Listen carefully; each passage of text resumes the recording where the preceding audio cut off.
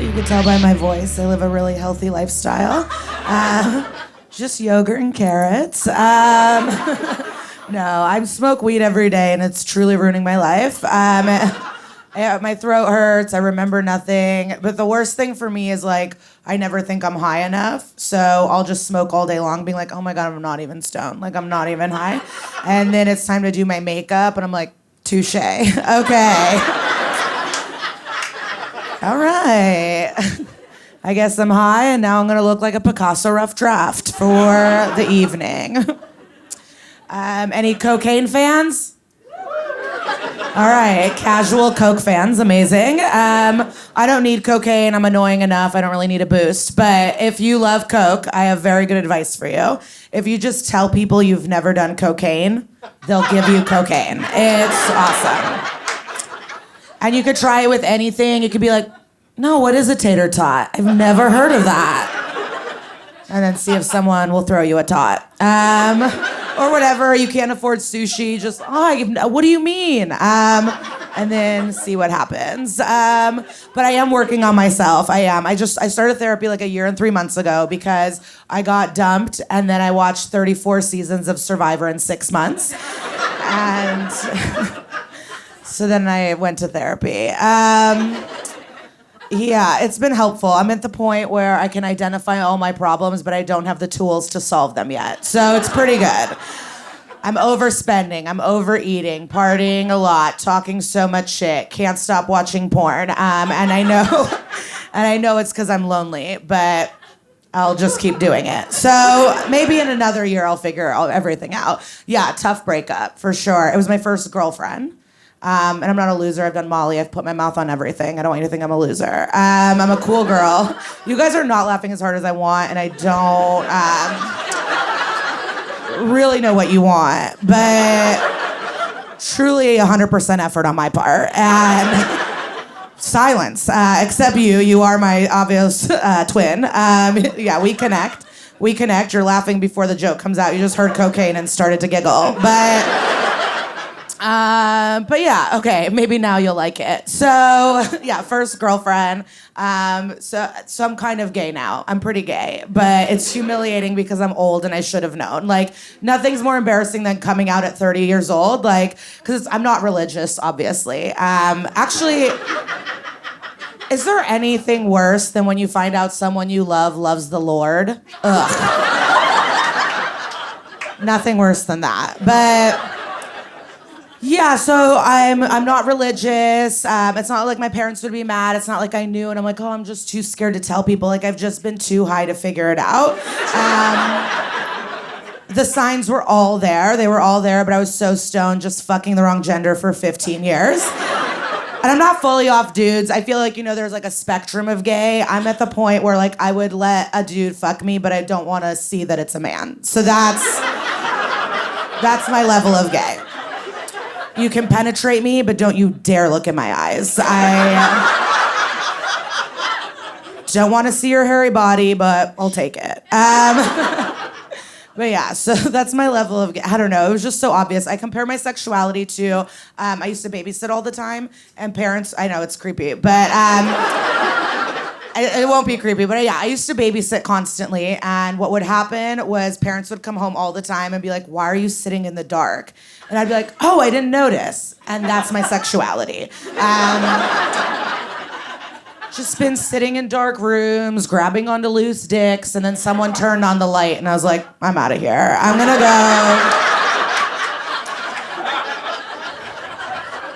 I've had a good time. Please pay me, but I'm gonna go. 25 an hour. Yeah, so it's just been goofy. It was so obvious. Like, at 20 years old, I lived in an anarchist vegan co-op in Portland. That's the Jeopardy answer of what is gay, So clear. I have all these framed naked Miley Cyrus posters all over my house, and it's like, Party in the USA is not that good. JK, it is, but yeah, just so hot. And my type now is also, so my type is like all the girls I'm into look like the boys I had crushes on growing up. So they're all like kind of boy band looking girls. And I'm new to this adventure. So what keeps happening is I'm walking down the street and then I see a hot chick and then it's truly a teenage boy. And I'm against fucking teens. If you knew anything about me, very strict on no teen fucking. But it just keeps happening. I'm just like, oh my God, is that my future? What? Oh, he's going to the skate park. Okay. That is a backpack full of homework. But yeah, like my ex kind of have like a Nick Carter vibe. I was a big Backstreet fan growing up. Any boy band fans? Yes. Did you ever wonder why there was always two ugly old men in every group? Yeah, it's weird. I'm 12. I'm trying to learn about myself. Kevin is 45 years old. It's unsettling, but I get it now. I understand. And I think the reason there are ugly old men in the group, they're basically a tool for parents to know if your child has low self-esteem. Because, yes, if your kid has a crush on the ugly one, you got to step up your parenting. You have to do better. Your kid wants to fuck Howie D, that's a problem. That's a big problem. I'd rather my kids see dead people just praying for a ghost in a colonial dress. Can you imagine a child just like, oh, I love the way his wet ponytail swings around as he dances? Not good. If you decide to have children, you deserve to have a child with the self-esteem to think they can fuck a Justin Timberlake one day, not a man with braids held up with a banana clip. Nobody needs that. And then if your kid like 98 degrees, they're cutting. They're cutters. They're cutting. Slitting their wrists the long way. So get them therapy. No, you guys don't like cutting, I know.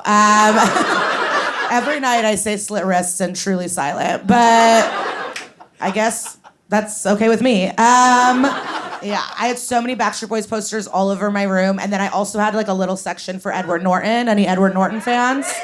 So hot. He was so hot. But for me, I thought he was the hottest in American History X, which is a problem because he was a full-blown Nazi. And so, you know, it was not good. But he put on 35 pounds of muscle for the role. I'm a teen. I don't give a fuck. I'm on eBay. I'm buying stuff. So I was just constantly buying for posters and buttons and just pictures of Edward Norton naked with a swastika tattoo on his chest, just looking muscular as hell. And then my family obviously just thought it was a Nazi wall. So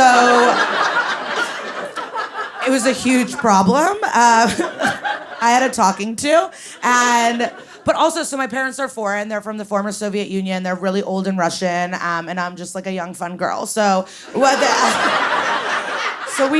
they didn't communicate well. They didn't understand things. So on top of like them thinking I'm a Nazi person, I also I was obsessed with The Simpsons, and I'd run down and be like, I'm watching The Simpsons. My parents, I found out recently at a family party, thought that I was watching the O.J. Simpson trial the whole time. They thought I was just like into murder and Nazis and never said anything to me. I am still into murder stuff. You guys watch true crime? Great. I love it.